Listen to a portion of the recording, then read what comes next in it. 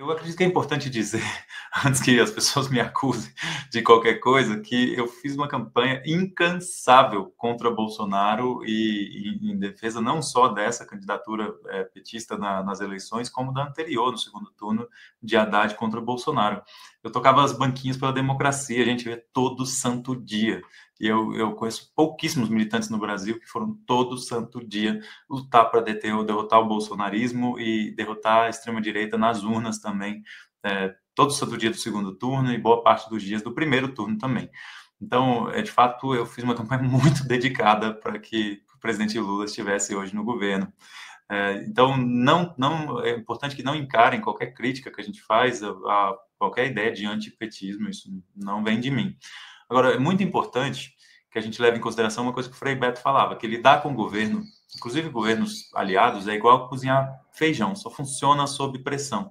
Se a gente não faz pressão popular, só quem vai fazer são os nossos inimigos. E aí vão acovardar um governo, vão encurralar governos e vão deixar governos sem opção.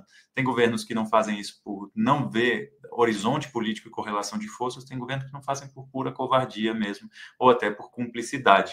Então, nós precisamos cobrar, precisamos seguir cobrando, e a posição do governo brasileiro é inaceitável nesse momento. O presidente Lula tem boas frases, e o povo palestino é muito grato ao presidente Lula e ao povo brasileiro no geral. O povo palestino ama o povo brasileiro. Lula foi um dos primeiros a dizer que era um genocídio, nessa escalada do genocídio, foi um dos primeiros líderes internacionais a falar que era um genocídio, uma guerra empreendida contra mulheres e crianças e que não podia ser tratada como um conflito, porque não eram partes iguais. Lula foi muito atacado por isso, inclusive a extrema-direita tentou abrir um processo de impeachment contra o Lula quando ele disse isso.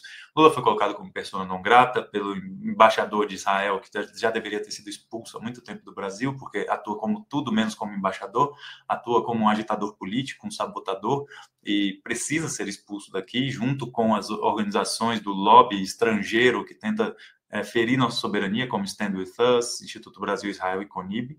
E o governo do presidente Lula tem palavras boas e as palavras até convencem, mas é o exemplo que arrasta. Então, por mais que as palavras sejam boas, o Brasil ainda é o quarto maior exportador de petróleo para a máquina genocida de Israel.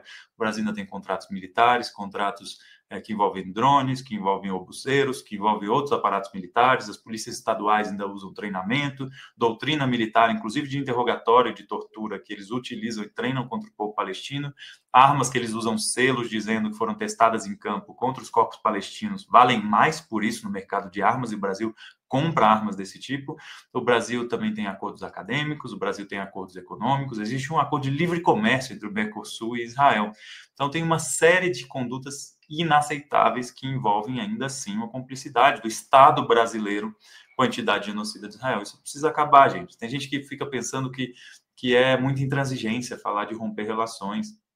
Só que quando a humanidade derrotou o apartheid na África do Sul, foi utilizando métodos como esse, foi isolando, foi estrangulando economicamente aquele regime odioso que precisava acabar, que ele enfim se viu sem horizonte. Obviamente, a resistência do povo naquele território, o povo sul-africano lutando pela sua liberdade, a solidariedade internacionalista de diversas formas, países promovendo boicote, desinvestimentos, sanções, e até o povo cubano lutou em armas lá contra as tropas do apartheid, importante que se diga, em Angola e Namíbia, né? Então, juntou todas as táticas e as formas de luta para derrotar aquele regime odioso. O mundo já derrotou o apartheid na África do Sul, já derrotou o nazismo, o fascismo, e agora a gente precisa derrotar o sionismo. Sem uma postura de coragem, isso não vai acontecer. A gente precisa cobrar as lideranças do mundo. Eu tento ser generoso, Anderson, com o presidente Lula, dizendo o seguinte: momentos como esse têm o potencial de engrandecer lideranças mundiais muito. Inclusive, Nelson Mandela, quando acabou o apartheid, depois de ficar 27 anos, quando terminou, ele falou assim: sabemos que a nossa liberdade não será completa enquanto o povo palestino também não for livre.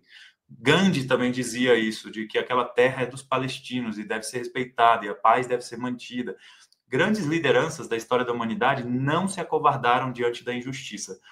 Momentos como esse podem engrandecer, e existe uma janela para uma grande liderança do sul global emergir nesse processo e buscar a paz verdadeira, como elas podem se apequenar, se acovardam. Eu espero que o presidente Lula não se acovarde e não se apequene, porque esse silêncio e essa prática que não é condizente com as poucas palavras que saem sobre isso ainda é profundamente decepcionante.